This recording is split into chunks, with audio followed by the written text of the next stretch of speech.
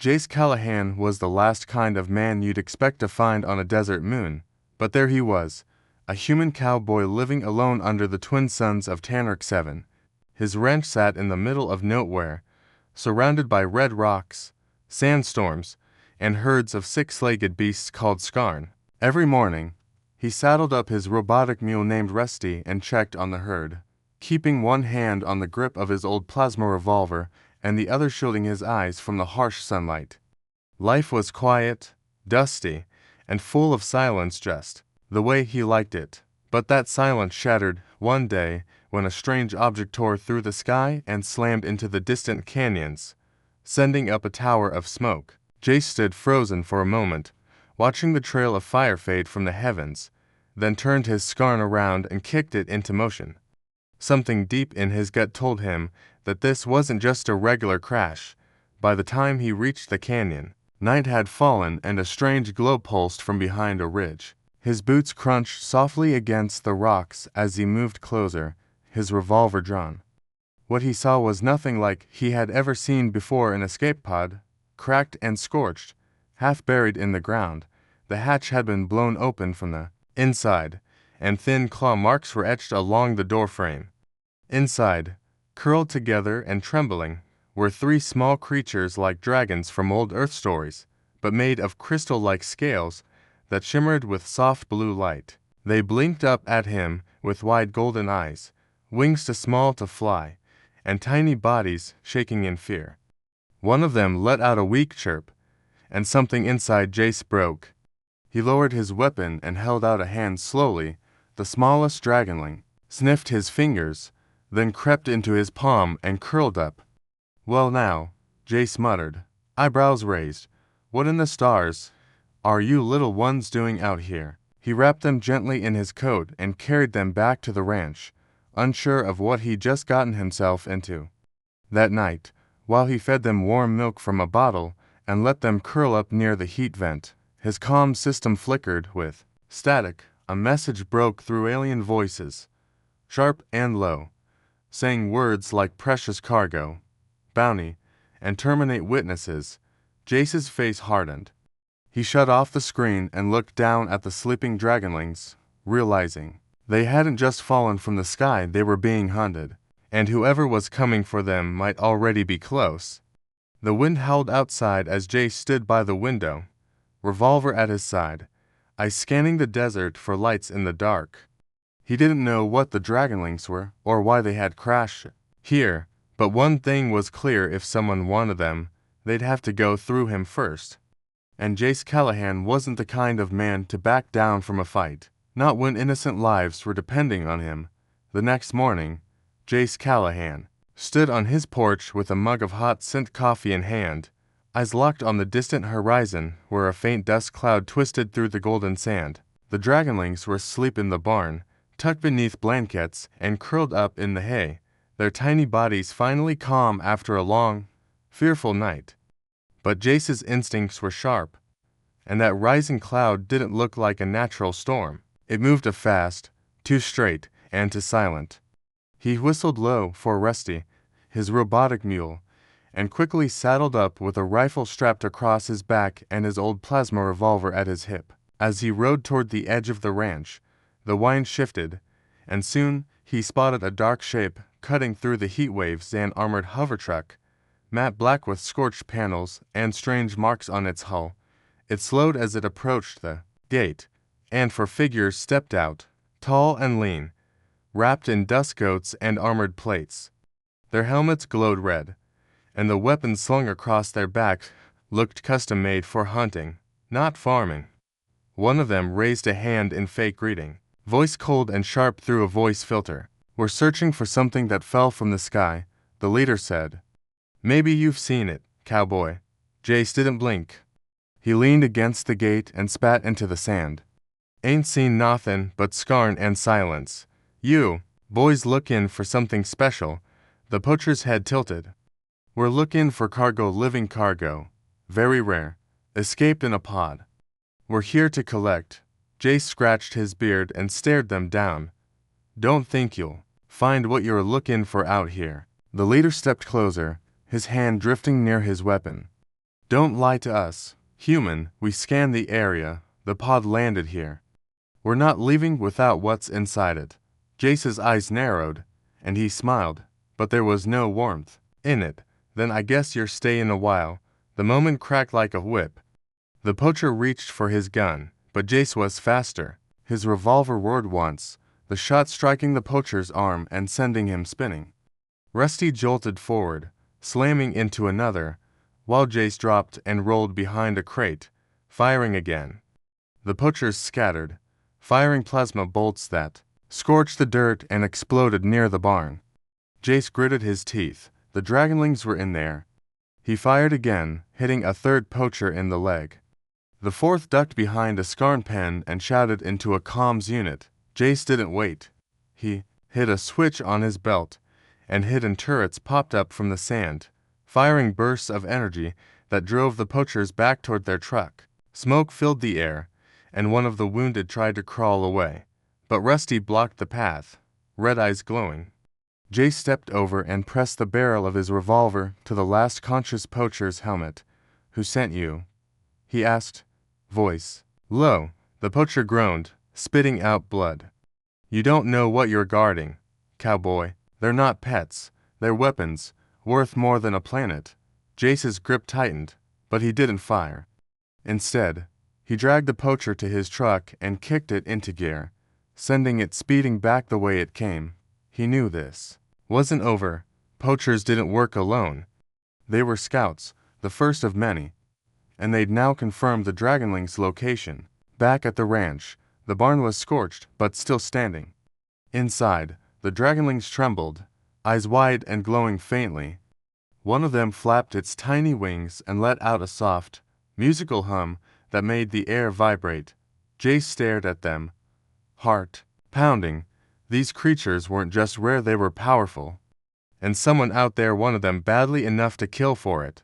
As the twin suns sank behind the hills, Jace began reinforcing his fences, setting traps, and preparing the old war turret buried under the barn floor. The peace he had known was gone, and in its place came the cold breath of danger.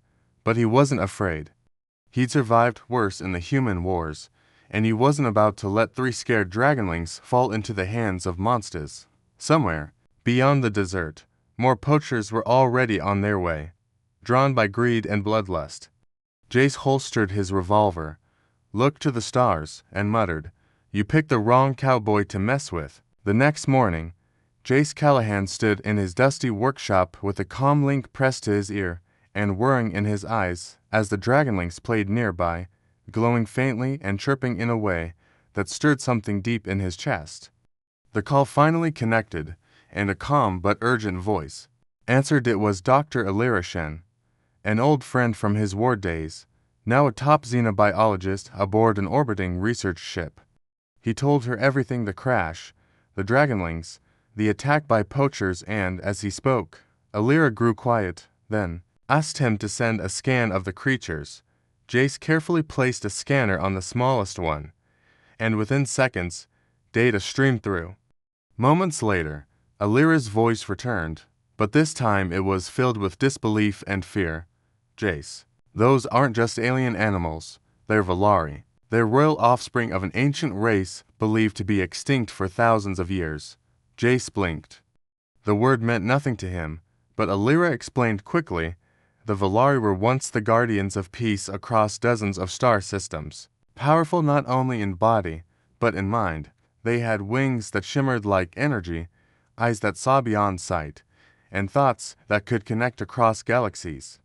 Long ago, they vanished after a great war. Now, the return of even 3 young Dragonlings could change everything, and one of them, Alira continued, isn't just a royal, it's awakening. Its genetic pattern shows signs of transformation. If that finishes, it will unlock telepathic abilities strong enough to link every mind around it. Empires would kill for that power. Jace rubbed his temples and looked at the glowing creatures. They were still just children in his eyes, fragile, innocent, afraid. But the way they looked at him, like they could see into his soul, made him realize they knew more than they could say. As if hearing his thoughts, The largest one fluttered its wings and let out a slow, vibrating hum that filled the air with strange warmth and soft light. For a moment, Jace saw flashes in his mind, images of stars burning, towers falling, a crystal throne surrounded by fire, and finally a ship carrying 3 small eggs escaping into the void. He staggered back, breathing hard. The Dragonling looked at him sadly, almost apologetically. Elira's voice returned, sharper now. Jace, listen, you have to hide them better. If the Poachers know what they are, others will come, people who won't knock on the door first. I'll send a drone with shielding tech and supplies, but it may take time to reach you. Jace agreed and ended the call, his heart racing. He reinforced the barn with every defense system he had, set up motion alarms across the ranch, and buried energy traps under the sand. But as the hours passed, he noticed strange changes in the Dragonlings. The glowing one, he called her Luma, stared at the stars for hours and sometimes made stones float without touching them. The second one, Bryn, had scales that changed colors with his moods. The smallest, Pip, began copying his movements and even tried wearing his hat. Despite the danger, Jace felt something powerful growing between them, something like family. But peace never lasted long in the desert. That night, the ground trembled faintly, and the sky flashed with blue lightning. Jace ran outside to see a massive storm brewing in natural, swirling like a vortex, pulsing with energy. Luma stood at the barn door, wings stretched wide, her body glowing brighter than ever before. Suddenly, her eyes locked with Jace's, and he heard a voice, not out loud, but deep in his mind. It was her, speaking without words. She showed him fear, sadness, and a vision of a terrible machine buried under the sands, something old, massive, and still alive. Jace understood. Whatever destroyed the Valari long ago was not gone. It was sleeping under Tanark 7, and the Dragonling's power was waking it up. The crash hadn't been an accident. They had been sent here, away from the war, to hide from the monster that ended their kind. But now, by surviving, they were calling it back. Jace fell to his knees, overwhelmed, but Luma floated to him and pressed her small head to his chest. The message was clear. She trusted him. They all did. He looked around at the storm, the darkness, and the distant lights of another ship approaching from the west. The Poachers weren't the biggest problem anymore. Something far older and far more dangerous was rising beneath their feet. And Jace knew the only thing standing between that monster and the rest of the galaxy was him. The wind screamed over the barren hills of Tanark 7 as Jace Callahan stood at the edge of his ranch, eyes fixed on the distant trail of dust rising like a serpent into the sky, knowing well that this time it wasn't just poachers, it was a full hunting party, armed and ready, drawn not only by greed but by whispers of power too great to ignore, and he could feel the weight of it pressing down on him as the Dragonlings, Luma, Bryn, and Pip hid inside the barn, silent but glowing softly, their bodies pulsing with energy as if even they sensed that something terrible was coming, something ancient and hungry beneath the surface of the moon. And as Jace adjusted the settings on his turret controls and double-checked the landmines he had buried near the outer perimeter, he felt a strange calm settle in his chest, not because he wasn't afraid, but because he knew there was no choice left but to fight. The first ship landed just at sundown, kicking up sand and dust, its ramp slamming down with a hiss as armored figures poured out, their helmets marked with symbols from a dozen outlaw clans, and they spread like a wave, scanning the land with glowing visors, while their leader, a tall alien with a deep scar across his jaw and a weapon longer than Jace's arm, stepped forward and shouted across the open land, "Give us the Valari spawn, human, and we'll let you walk away." Jace, standing on the rooftop with his rifle aimed, called back, "You'll leave with plasma burns if you take another step."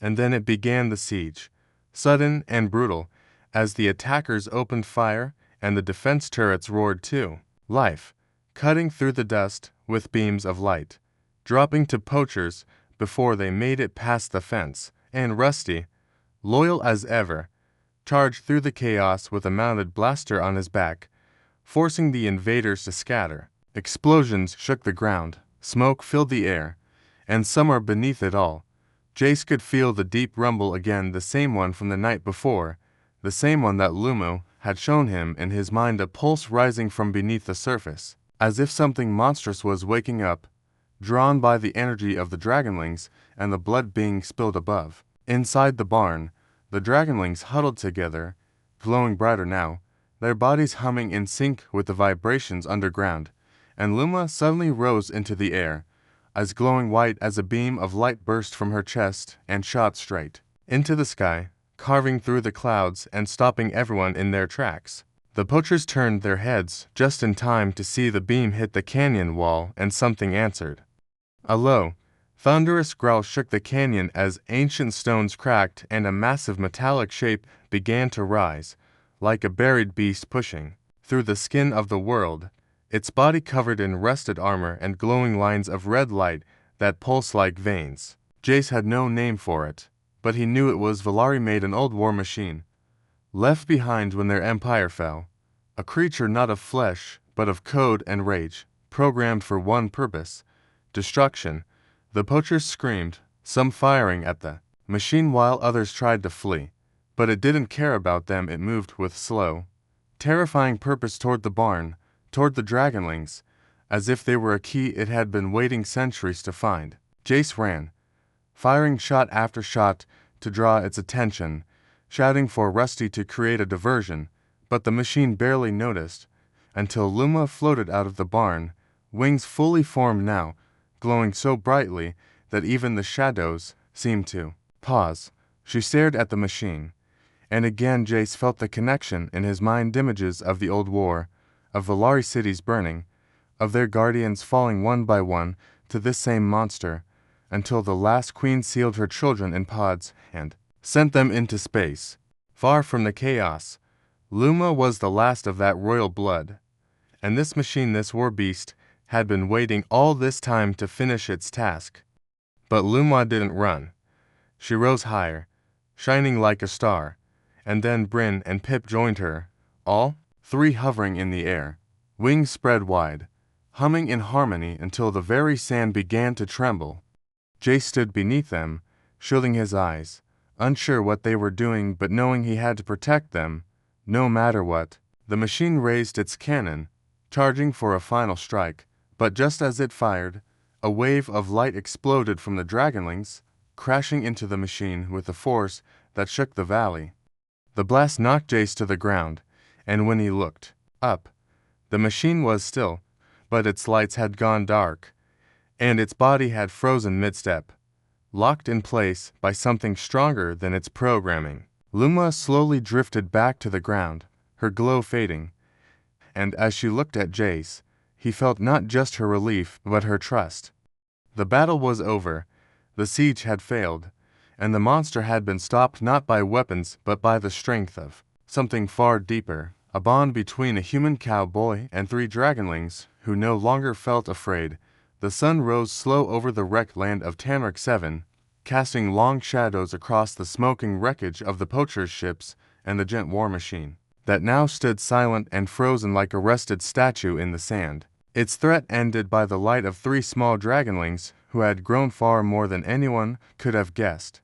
But Jace Callahan knew deep down that this was not the end, not yet, because the light that had stopped the machine had not only been seen by him or the poachers. Someone else out there had watched, someone far more dangerous, and it wouldn't be long before they came to claim what they believed belonged to them. Jace walked slowly across the field, his body sore, his jacket burned in places, and his revolver low on charge, but his heart steady as ever, and when he reached the barn, he found the Dragonlings waiting for him, silent and still, as if they could sense the next storm coming.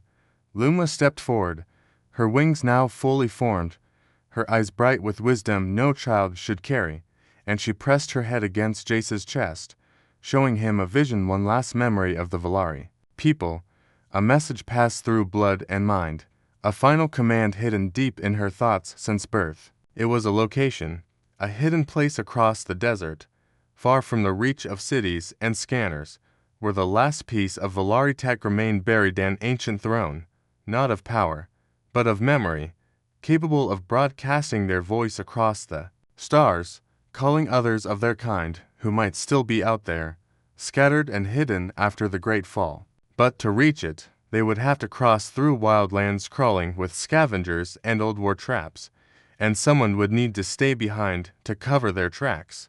Jace looked down at them, his jaw tight, and then out at the endless sand stretching beyond his ranch, knowing what he had to do. He spent the morning preparing packing supplies, checking weapons, and strapping gear onto Rusty, who seemed to understand this would be no ordinary ride. He gave Luma a small data stick with Alira's coordinates, instructing her to find the scientist once they reached the signal point and trust her completely. Bryn chirped softly, pressing against his leg, while Pip jumped onto his boot and refused to let go. But Jace gently lifted the smallest dragonling and handed him back to Luma, his face calm but heavy with unspoken words. He led them to the edge of the ridge where a hidden path opened westward, and he watched as they took their first steps into the unknown, glowing softly like falling stars. Only when they disappeared from view did Jace turn back to the ranch, the place that had been his home, and now his battleground. He climbed onto Rusty's back and rode up to the highest point, where he could see all directions, and set the turrets to auto-trigger, readying every defense he had left. By midday, the sky darkened again, not with clouds, but with the shadows of incoming ships, sleeker and sharper than the Poachers' crafts, marked with the seal of the Onyx Syndicate, a powerful organization that dealt in rare life forms and forbidden tech. They landed in a tight circle, scanning the area, and when they found nothing, their commander, an alien with a steel jaw and eyes like ice, stepped forward, demanding answers. Jace rode slowly down the hill, his hat tilted low, and said, "You're late. Took care of the first batch myself." The commander raised a brow, unimpressed. "Where are the creatures?" Jace smiled. "Gone, and you won't find 'em unless you want to start digging through ghosts." The alien sneered and raised a hand, but before he could signal the attack, Jace pulled a small device from his coat and pressed it. All across the ridge, charges hidden in the rocks lit up, and the whole hill exploded in a wall of fire and smoke, throwing the Syndicate's ranks into chaos. Jace fired as he rode, cutting through the confusion, leading the chase in the opposite direction from where the Dragonlings had gone, buying them time with every second. Rusty raced over rough terrain, dodging blaster fire, taking hits but never slowing, and Jace kept shooting until his revolver sparked empty and he had to switch to an old slug rifle strapped to the side. The enemy followed, fast and angry, but Jace knew these canyons better than anyone alive, and he led them deep into a narrow gorge where the walls grew tight and the wind screamed like a warning. There, he dismounted, sent Rusty away with a pat, and faced the last of the hunters with nothing but grit and his final few rounds. One by one, they came at him, and one by one, they fell, until the last shot echoed through the rocks and Jace dropped to one knee, bleeding and tired, but smiling. Somewhere far away, the Dragonlings reached the signal point, and Luma raised her wings, sending out a light that pierced the stars. Aboard her ship, Alira received it, eyes wide with wonder, and whispered, "He did it." Back in the canyon, Jace lay against the stone, staring up at the sky, his hat beside him, a whisper on his lips as he closed his eyes.